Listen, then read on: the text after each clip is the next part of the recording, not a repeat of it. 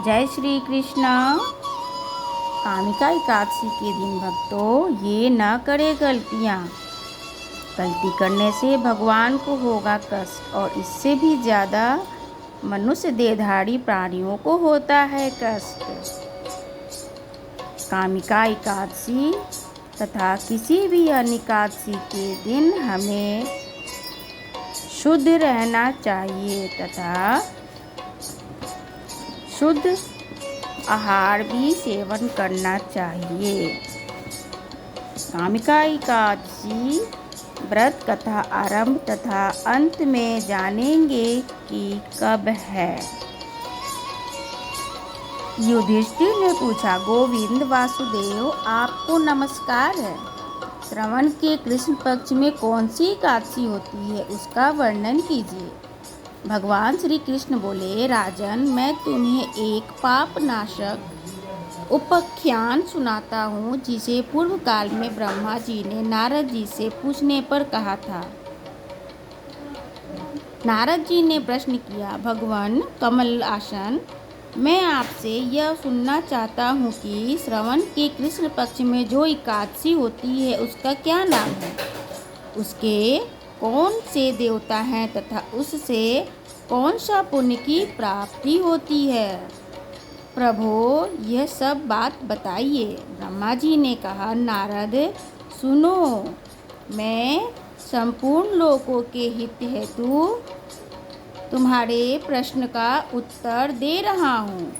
श्रवण मास में जो कृष्ण पक्ष की एकादशी होती है उसका नाम कामिका है। उसके स्मरण मात्र से ही वाजपेयी यज्ञ का फल मिलता है।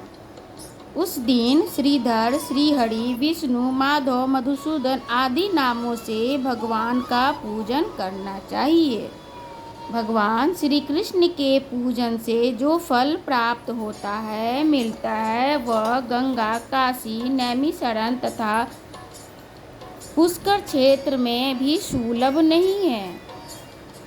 सिंह राशि के बृहस्पति में होने पर तथा व्यतीत पात और दंड योग में गोदावरी स्थान से जिन फल की प्राप्ति होती है वही फल श्री कृष्ण पूजन से भी मिलता है। जो समुद्र वन सहित समुचित पृथ्वी का दान करता है वही फल कामिका एकादशी का व्रत करता है उसे वो मिलता है।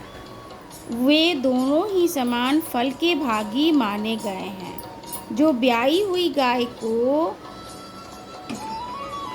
सामग्री सहित दान करता है उस मनुष्य की जिस फल की प्राप्ति होती है वही कामिका का व्रत करने वाले को भी मिलता है। नरश्रेष्ठ श्रावण में भगवान श्रीधर पूजन करते हैं। उनका द्वारा गंधर्वों और नागों सहित संपूर्ण देवताओं की पूजा हो जाती है। अतः पाप भीरु मनुष्यों को यथाशक्ति पूरा प्रयत्न करके कामिका के दिन श्री हरि का पूजन जरूर करना चाहिए। जो पाप रूपी पंख से भरे हुए संसार समुद्र में डूब रहे हैं उनका उद्धार करने के लिए कामिका का व्रत सबसे उत्तम है। अध्यात्म विद्या परायण पुरुषों को भी फल की प्राप्ति होती है। उसे बहुत ही अधिक फल कामिका का व्रत का सेवन करने से मिलता है। कामिका का व्रत करने वाला मनुष्य रात्रि में जागरण करके न तो कभी भयंकर यमराज का दर्शन करता है और न ही दुर्गति में पड़ता है। लाल मणि, मोती, विद्युत और मूंगे आदि से पूजित होने पर भगवान विष्णु को जो संतुष्टि नहीं मिलती है उसे तुलसी दल से पूजित होने पर भी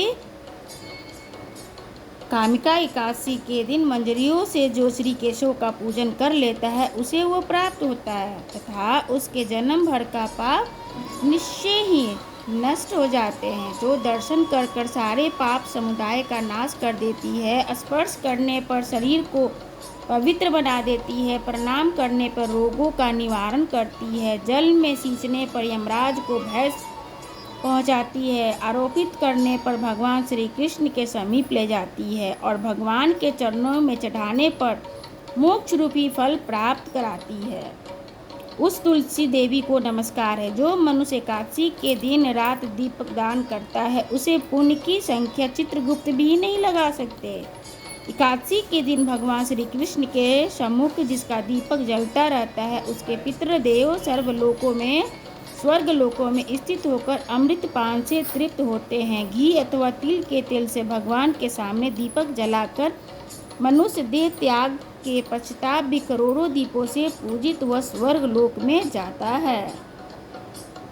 भगवान श्री कृष्ण कहते हैं, युधिष्ठिर, ये तुम्हारे सामने मैंने कामिका एकादशी का महिमा का वर्णन किया है।